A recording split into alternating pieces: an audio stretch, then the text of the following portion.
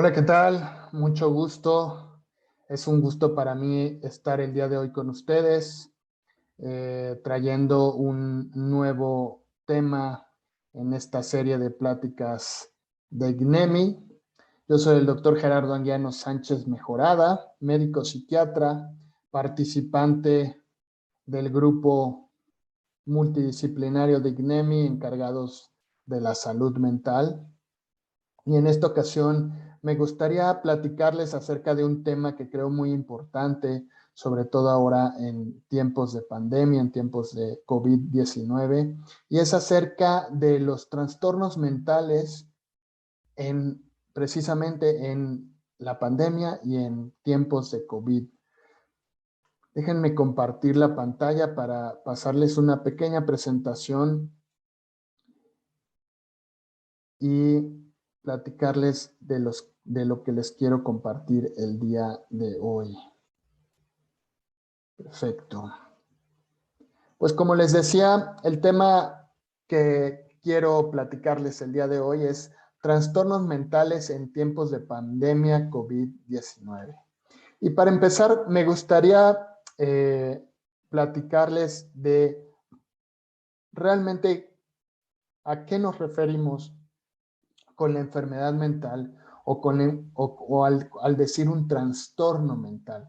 Aquí tenemos una definición un poco larga de qué son los trastornos mentales, pero me gustaría leerla con ustedes y explicarla paso a pasito para que se entienda muy bien y nos quede muy claros qué es un trastorno mental, porque no es nada más estar triste o estar enojados o tener el consumo de una sustancia o sentirnos desesperados o con ganas de morir o que empiezo a disfuncionar en alguna situación, sino es el conjunto de todo ello y con una definición muy clara.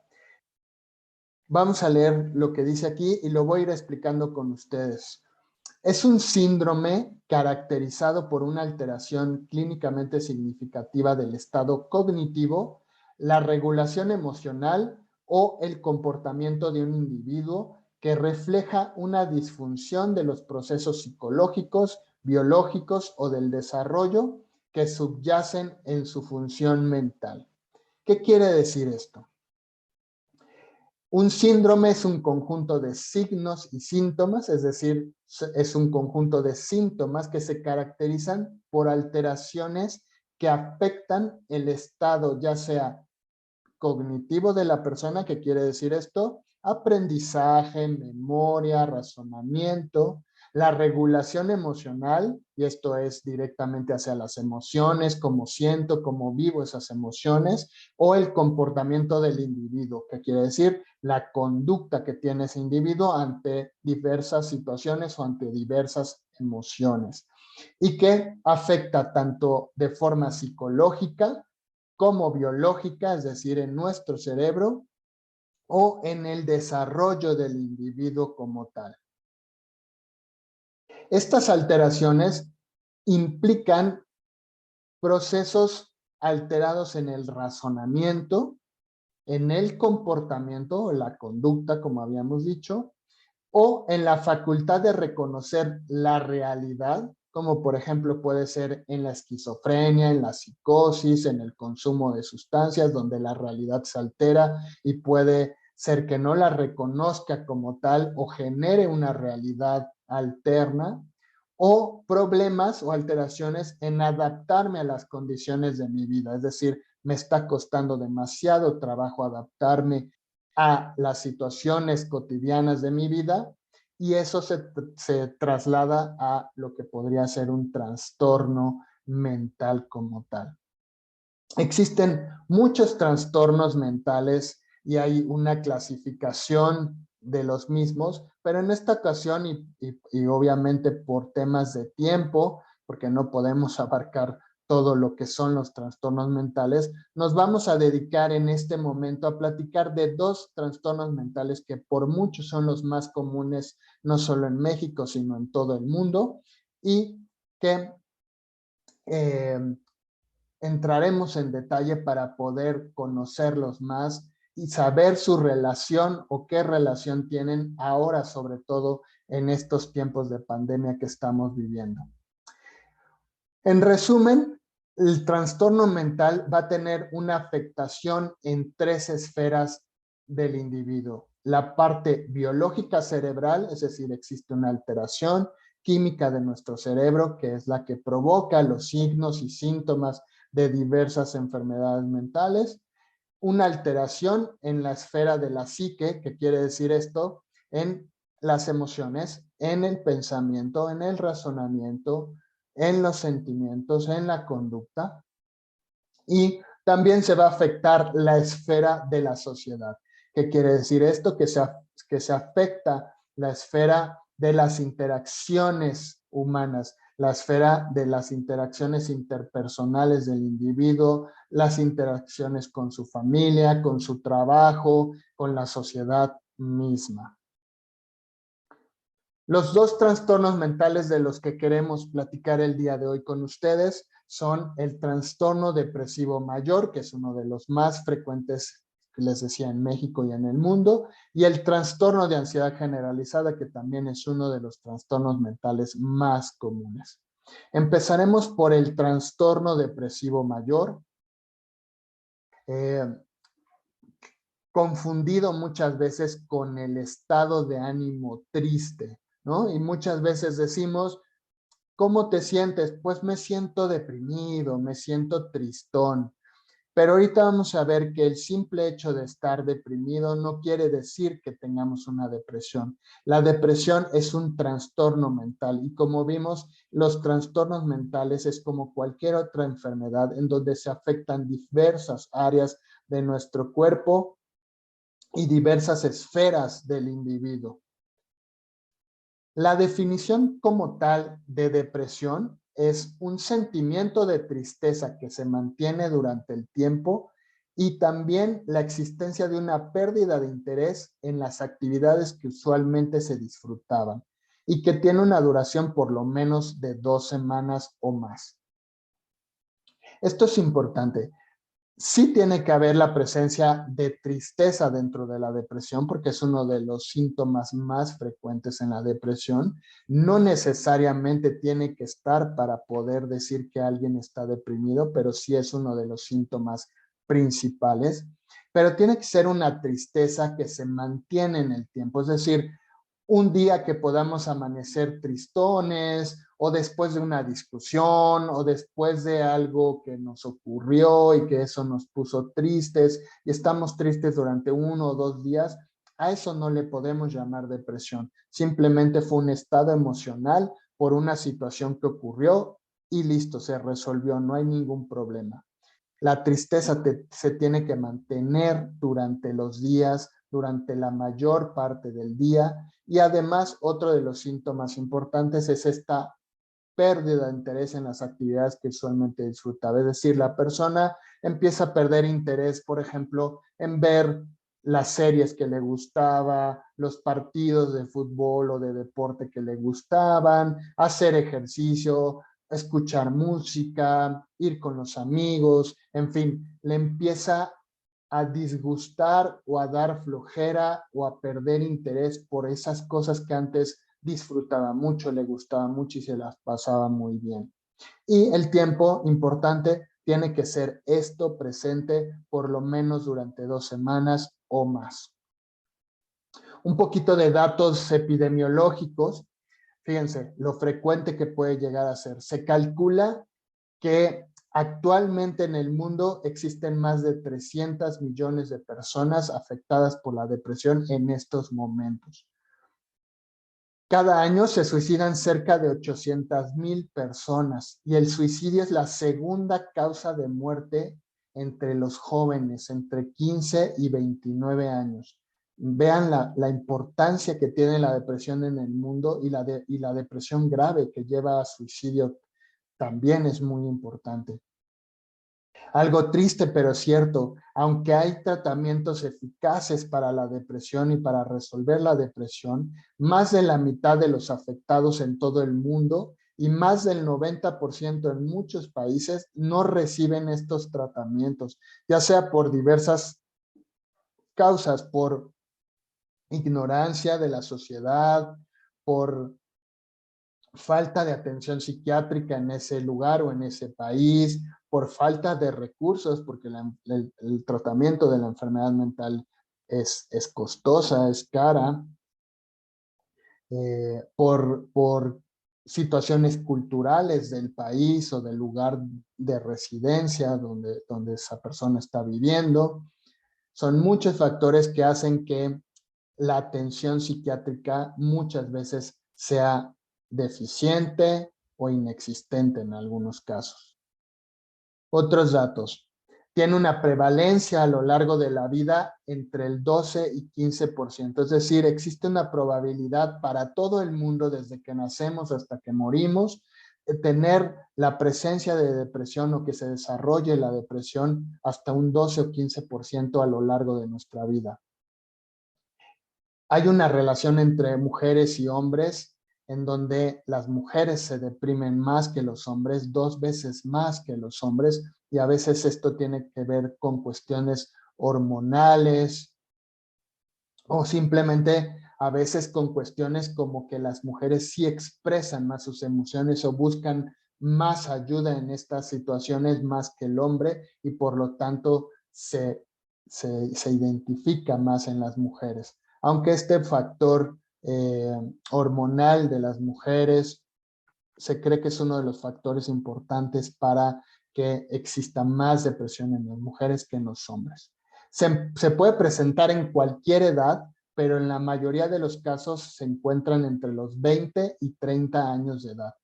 Aunque existen 2 picos importantes en la depresión, que es en la adolescencia temprana, entre los 14, 15, 16, 17 años, o en la vejez arriba de los 65 años de edad. Sin embargo, la mayoría de los casos los encontramos entre los 20 y 30 años. ¿Cuáles son las causas de la depresión o qué puede originar la depresión? Una parte importante que ya se sabe es la genética, es decir, existen factores genéticos que pueden predisponer al desarrollo de la depresión en ciertas personas. Por ejemplo, existen familias de personas con depresión o donde se encuentra depresión con mucha frecuencia. Cuando hacemos una historia clínica y vemos que por ejemplo, mamá y papá o alguno de los dos padeció depresión o padece depresión, es más probable que los hijos, por ejemplo, lleguen a padecer depresión a lo largo de su vida. Es decir, aquí no se hereda la enfermedad como tal, pero sí se hereda una vulnerabilidad genética al desarrollo de la depresión.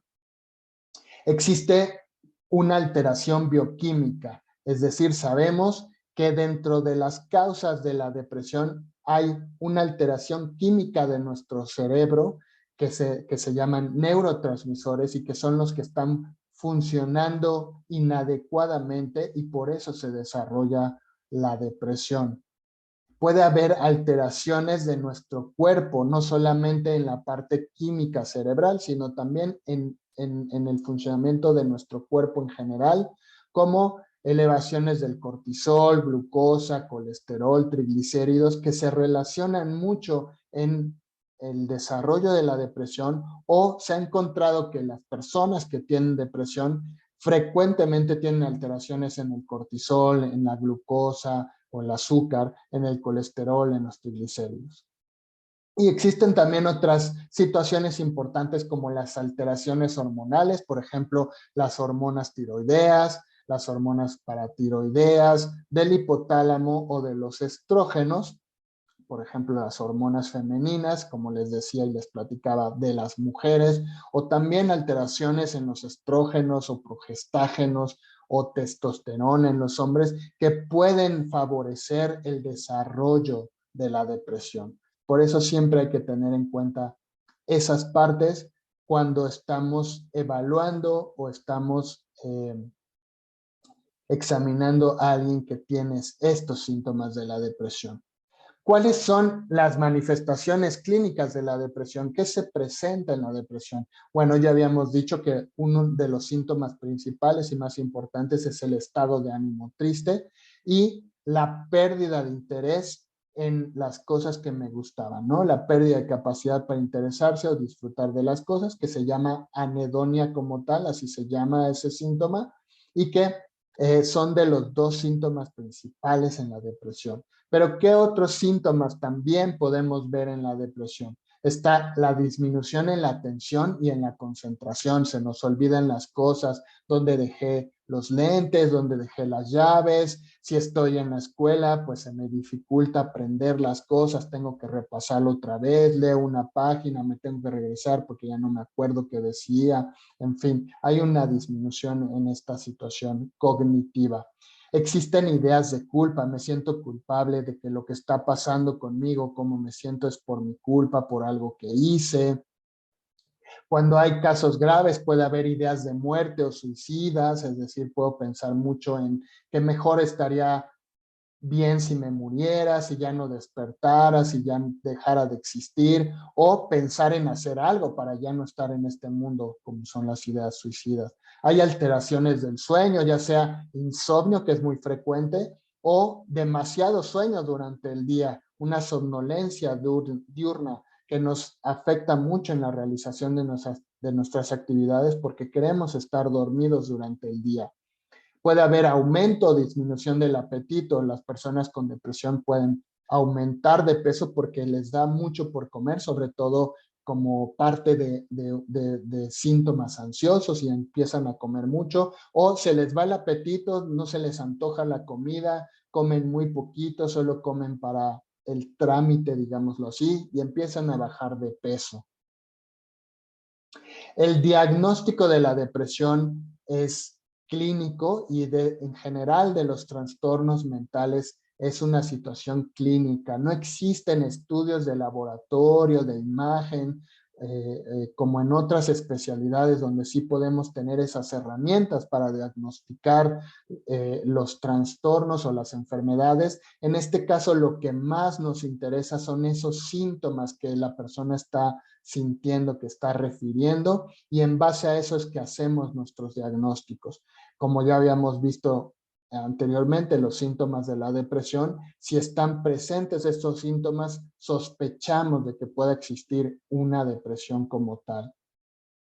También nos interesa ver los antecedentes personales, el tipo de personalidad, si existe o no eventos estresantes, sobre todo que sean eventos estresantes continuos, que estén presentes por mucho tiempo, es uno de los factores de estrés más importantes que se han relacionado con el desarrollo de la depresión. Y como hablábamos un poquito hace rato, es importante también ver cómo está el cuerpo en general, pedir estudios de laboratorio donde podemos ver cómo está el azúcar, que decíamos, el colesterol, los triglicéridos, si hay afectaciones en las hormonas, por ejemplo, en las hormonas reproductivas, ya sean estrógenos, progestágenos, en las hormonas tiroideas, que habíamos dicho que son importantes, si existen el uso de sustancias psicoactivas, por ejemplo, alcohol, marihuana, opiáceos, cocaína, metanfetaminas, en fin,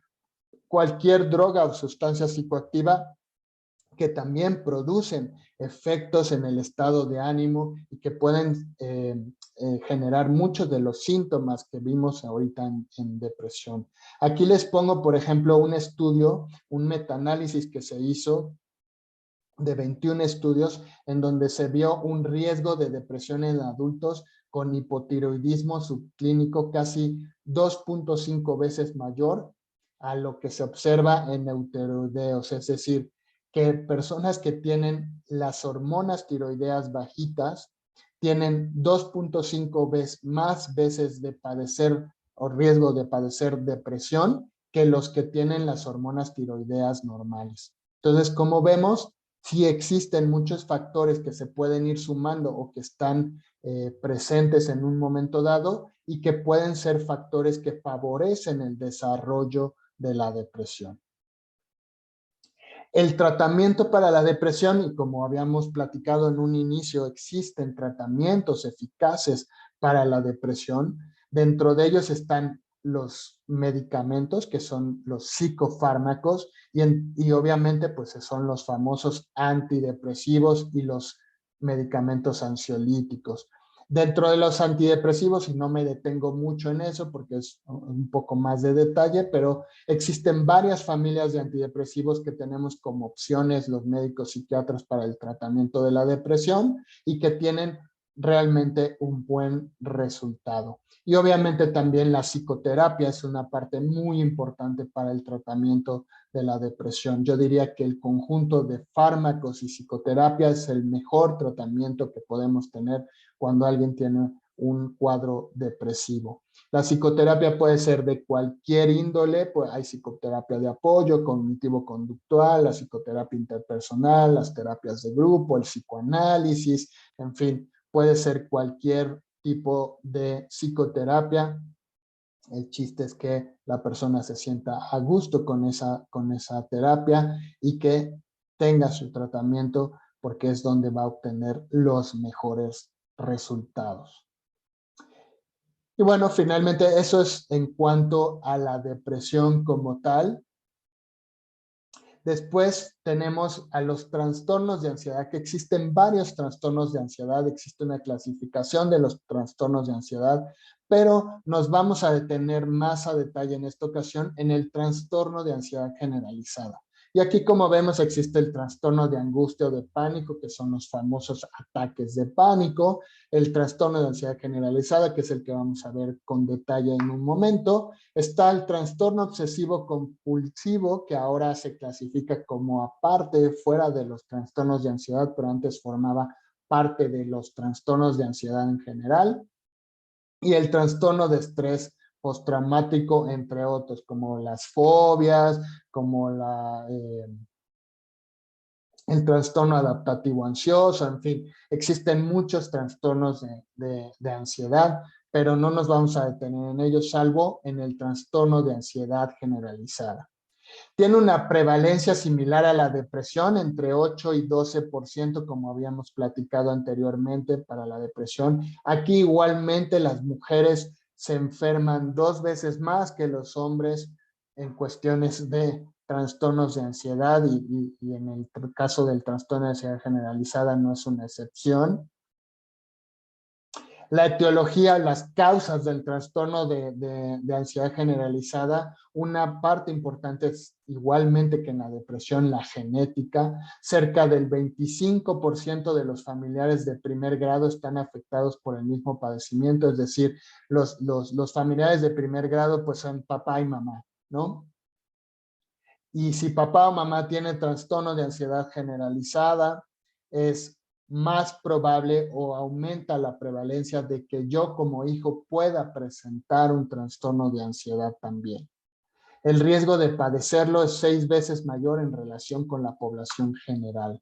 Es decir, si yo tengo un familiar y entre más directo, más riesgo hay de que si tiene o padece de un trastorno de ansiedad, yo pueda padecerlo en algún momento de mi vida. Mucho más en riesgo que alguien que no tiene ningún familiar o padres con trastorno, con algún trastorno de ansiedad o depresión. También existen causas bioquímicas, alteraciones en la química de nuestro cerebro, al igual que se encuentra en el trastorno depresivo. En este caso se afectan los neurotransmisores, la serotonina, otro que se llama GABA, que aquí se los ejemplifico, eso es entrar en más detalles neuroquímicos, pero es para ejemplificarles que también el trastorno de ansiedad no es nada más estar nervioso, estoy ansioso, estoy inquieto, sino es una enfermedad como tal donde existen alteraciones en nuestro cerebro que nos dan los diferentes síntomas. ¿Cuáles son esos síntomas? Existe una presencia de inquietud o impaciencia constante todo el tiempo. Amanezco y estoy preocupado, pasa el día y sigo preocupado, llega la noche y estoy preocupado, un poquito menos o un poquito más, pero el chiste es que todo el día en general me la paso preocupado, angustiado por algo. Me siento fatigado, es decir, me siento cansado todo el día, con poca energía, tengo dificultad también para concentrarme, para poner atención, por lo tanto se afecta mi memoria también. Existe tensión muscular y es muy común que tengamos los hombros tensos, la espalda baja tensa y que me duele el cuello o me duele la espalda por esta tensión constante que existe de los músculos. Hay cambios en el apetito, ya sea que se nos quita también el apetito como es en la depresión o que aumenta el apetito como habíamos dicho, ¿no? Y están los famosos atracones por ansiedad, donde como mucho, me como la caja de galletas completa o la bolsa de papitas grande completa porque estoy muy ansioso, o estoy picando y comiendo constantemente por ansiedad. Hay afectaciones gastrointestinales, como puede ser muy común la gastritis, la colitis, que sabemos mucho se relaciona mucho con la ansiedad, las alteraciones en la memoria que ya habíamos mencionado, la presencia de tics, como por ejemplo que nos tiemble el parpadito, ¿no? Y nos tiembla el ojito, o mover constantemente la pierna o una mano, comernos las uñas, tronarnos los dedos, en fin, existen muchas situaciones de tipo tic que se pueden dar cuando tenemos ansiedad o mucho estrés. Otros síntomas, alteraciones del sueño, al igual que en la depresión, también se pueden afectar el sueño. Aquí más presente el insomnio y nos cuesta mucho trabajo dormir o conciliar el sueño porque siempre o estamos inquietos, estamos pensando en algún problema constantemente que nos angustia y eso no nos deja dormir. Está la parte de la agorafobia, que aquí quiere decir agorafobia, perdón. La agorafobia es el miedo a estar en espacios muy abiertos o con mucha gente. Por ejemplo, ir en el metro, ir en el camión, me empieza a angustiar, siento que no puedo respirar, que tengo que salir corriendo de ahí. O, por ejemplo, estar en un lugar muy abierto, como en el campo, cosas así, me empieza a generar muchísimo miedo porque siento que me va a pasar algo. Hay aprensión, es decir, una preocupación constante, tengo miedo constante, me preocupa todo, no vaya a pasar esto, no vaya a pasar el otro, y si hago esto, y si no lo hago, todo el tiempo estoy preocupándome por algo. Puede haber presencia de caída del pelo, que es muy frecuente cuando hay ansiedad. Y bueno, esos son parte de los síntomas del trastorno de ansiedad generalizada. Y para el diagnóstico es lo mismo que en depresión. No existen estudios especiales para diagnosticar el trastorno de ansiedad. Nos basamos en los síntomas, en los signos y síntomas, que es el diagnóstico clínico. Y hay que hacerle una buena historia clínica, una exploración física para llegar al diagnóstico. Se pueden pedir laboratorios porque también puede haber afectación en la glucosa, en los minerales de nuestro cuerpo, que también algunas deficiencias de minerales en el cuerpo, como por ejemplo el sodio o el potasio, pudieran dar síntomas parecidos a los de ansiedad y por eso hay que descartar como tal. Hay que ver también la función de nuestra tiroides, como lo es en el caso de la depresión, solamente que en la depresión hay pocas hormonas tiroideas y cuando hay ansiedad pudiera haber hormonas tiroideas altas. Aquí al revés, aquí lo que se puede observar es que en personas que tienen hormonas tiroideas altas o que se llama hipertiroidismo, pudieran tener muchos síntomas parecidos a los de la ansiedad. Y se pueden pedir estudios de gabinete que se llaman como es un electrocardiograma, porque en la ansiedad puede haber presencia de taquicardia. Siempre hay que descartar, por lo menos cuando es las primeras veces, si no hay un problema del corazón, por ejemplo. Se pueden pedir estudios cerebrales, imágenes cerebrales, también para ver si no hay algún problema anatómicamente hablando en nuestro cerebrito. Un electroencefalograma, que es igual medir cómo está la actividad eléctrica de nuestro cerebro, porque podría ser la causa de esos síntomas de ansiedad. Pero una vez que se descartan esas situaciones, lo que nos queda es la clínica, como decíamos, los signos y síntomas que presenta la persona y que nos llevan al diagnóstico como tal. Para el tratamiento igual, Se usa los mismos tratamientos que para la depresión, están los antidepresivos de sus diferentes familias, los ansiolíticos que son las benzodiazepinas, o también se pueden utilizar antipsicóticos, medicamentos antipsicóticos a dosis pequeñitas que sirven muy bien como ansiolíticos también. Entonces, como ven, hay tratamiento farmacológico para los trastornos de ansiedad y para el trastorno de ansiedad generalizada, y también igualmente que en la depresión la psicoterapia es algo muy importante. Psicoterapia cognitivo-conductual, de apoyo, psicoterapia breve, terapias de grupo, psicoanálisis, en fin, diversos tipos de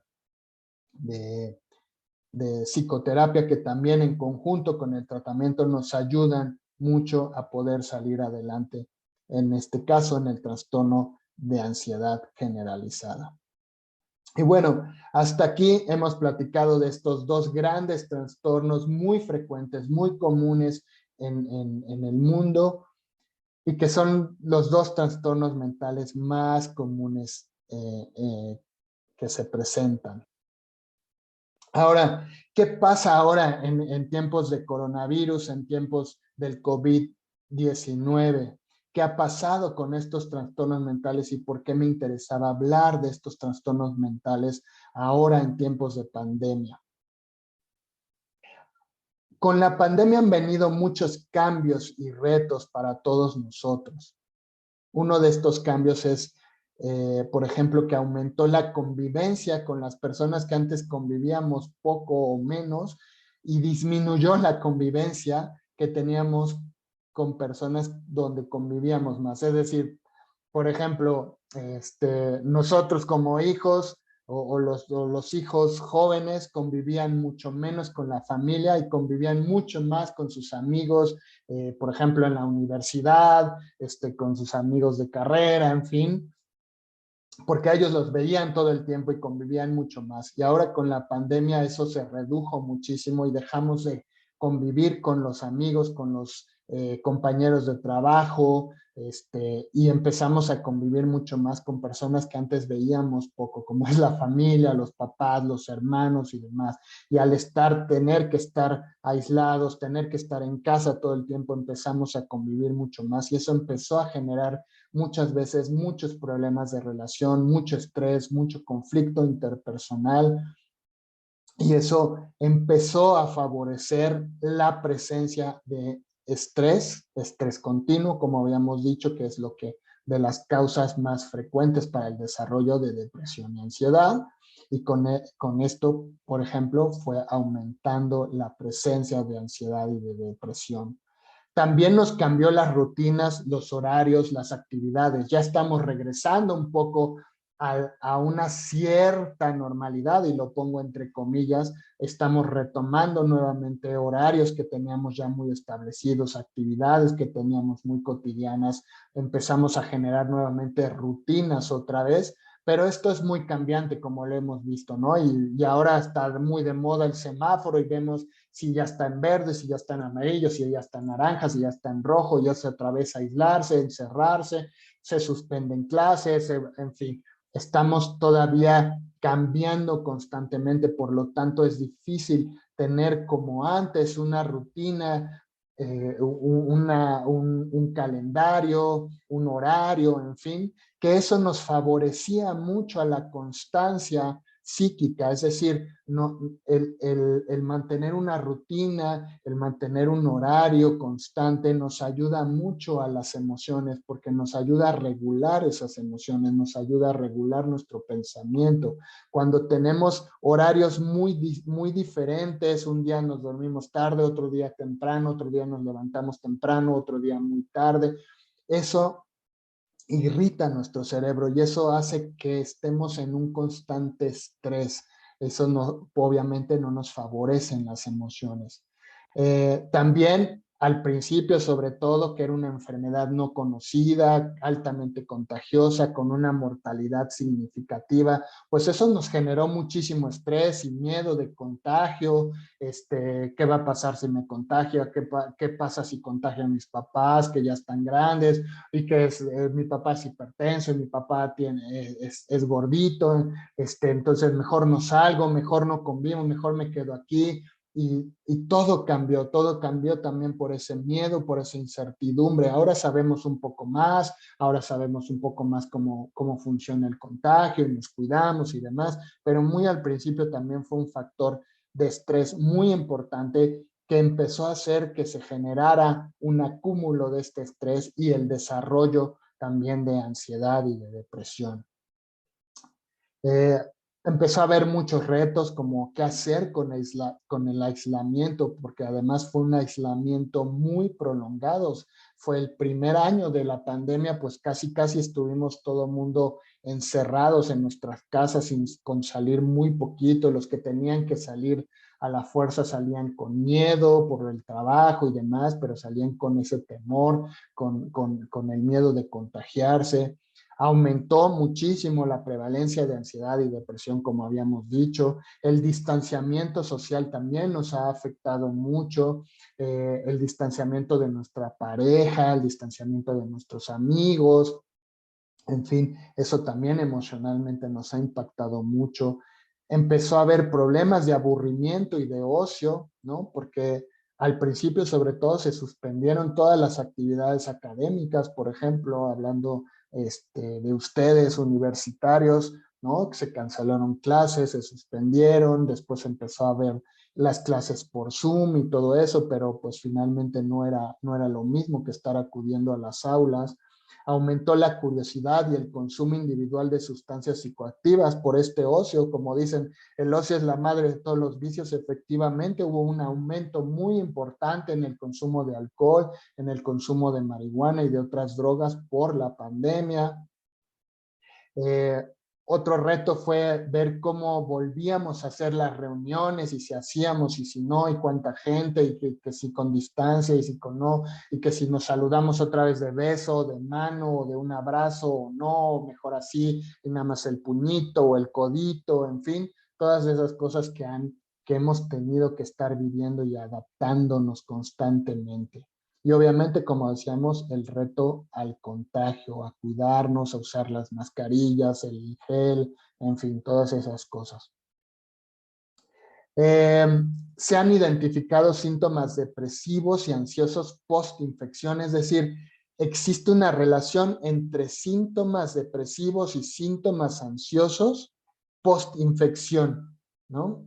Y aquí, como vemos, es un ejemplo de la imagen de hacer reuniones pequeñitas. Aquí les falta distancia, les falta cubrebocas, ¿va? Esas son las cosas que están cambiando, ¿no? Y son las cosas que han cambiado y que nos ponen en estrés constante. Y hablando de la infección directamente del COVID-19, como les decía, se han identificado síntomas depresivos y ansiosos post-COVID, como le llamamos ahora, por el simple hecho de haber estado enfermos de COVID. Finalmente, el COVID-19 afecta el sistema nervioso central durante la infección. Hay inflamación del sistema nervioso central y eso se cree que es una de las causas para el desarrollo de síntomas depresivos y ansiosos post-infección. Hay procesos inflamatorios inespecíficos y generalizados durante la infección del COVID y es una de las causas de muerte en la enfermedad del COVID, que es esta inflamación que no se detiene y que empieza a inflamar diversos órganos de nuestro cuerpo, entre ellos los pulmones, y empiezan a perderse las funciones de esos órganos y por eso hay la muerte, desgraciadamente, en el COVID. Y parte de esa inflamación pues llega a nuestro cerebro y ahí es donde se afecta y se cree que por eso hay más prevalencia de depresión y síntomas ansiosos después de la infección de COVID. Todavía no conocemos las consecuencias que va a haber a largo plazo tanto por el efecto social de la pandemia, el aislacionismo, el distanciamiento social, la suspensión de ciertas actividades, los cambios de horarios, los cambios de rutinas. Todavía no sabemos qué consecuencias a lo largo del tiempo van a tener, pero muy probablemente van a estar encaminadas al desarrollo de depresión y de ansiedad. Los cambios actuales de estilo de vida también todavía no sabemos qué impacto van a tener a lo largo de la vida y en el desarrollo de enfermedades mentales como es depresión y ansiedad. Pero estamos seguros que la depresión y la ansiedad, si ya bien son enfermedades muy frecuentes en el mundo, incrementarán y seguirán incrementando y será un verdadero problema de salud pública en el mundo. Por eso, pues los invito a que estén pendientes ustedes mismos de su persona y de cómo se sienten, y si identifican cualquiera de estos síntomas, no duden en buscar ayuda. Es mejor buscar ayuda temprano que tarde, porque las cosas se complican y es más difícil resolver cuando ya está avanzada la depresión, cuando ya está avanzado el trastorno de ansiedad. No tengan miedo de buscar la ayuda. Finalmente, como vimos en la plática de hoy, es una enfermedad como cualquier otra, tiene su tratamiento, tiene su atención y vale la pena buscarla a tiempo. Muy bien, pues con esto les agradezco mucho su atención. Espero que haya sido una plática interesante, que haya aclarado algunas dudas, dado información que les sirva. Y pues como les decía, en ICNEMI estamos trabajando constantemente para brindar esta atención tan necesaria que es la salud mental, la estabilidad emocional, en fin. Es un gusto haber estado con ustedes platicando de estos temas y quedo a sus órdenes en ICNEMI si tienen la necesidad de alguna plática, de alguna valoración. Ahí estamos con todo gusto y me despido por el día de hoy y les agradezco mucho su atención. Muchas gracias.